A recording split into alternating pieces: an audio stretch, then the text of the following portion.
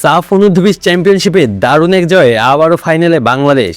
নেপালের বিপক্ষে সেমিফাইনালের শুরু থেকে আধিপত্য বিস্তার করে 1-0 গোলের জয় নিশ্চিত করে মার্ক কক্সের দল।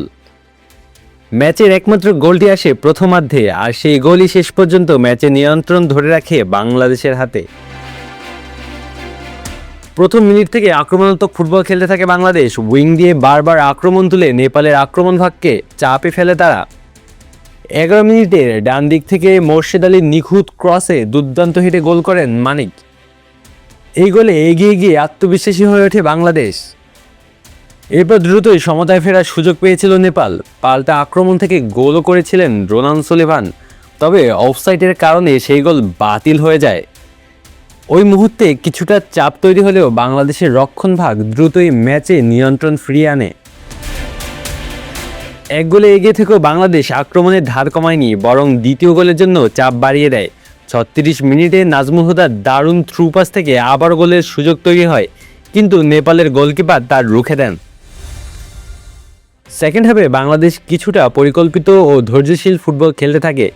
মাঝমাঠে বল দখল রেখে সময় নিয়ন্ত্রণের চেষ্টা করে তারা। 52 মিনিটে চোট পেয়ে মাঠ ছাড়েন মোহাম্মদ মানিক। 5+ স্টার রেটিং প্রাপ্ত দেশের সর্বোচ্চ বিদ্যুৎ সাশ্রয়ী ও eco friendly Walton AC. Walton air conditioner, smart comfort এখন নেক্সট লেভেলে। তার জায়গায় নামে জয় আহমেদ। 36 মিনিটে সহজ সুযোগ পেয়েও গোল করতে পারেননি নাজমুল হুদা।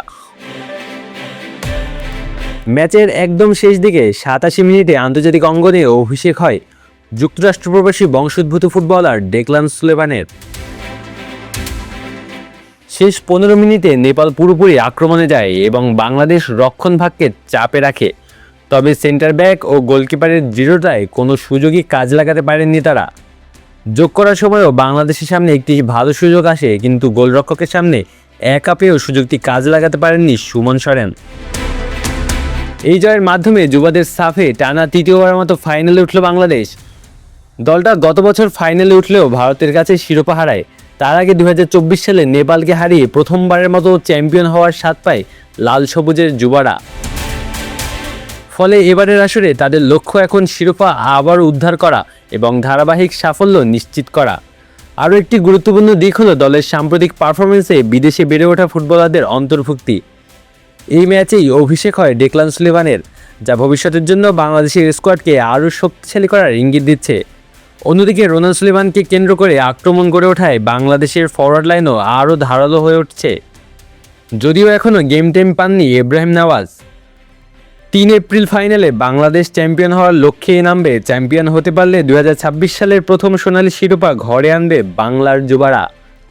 আলু আসি তালুকদার, অন ফিল্ড।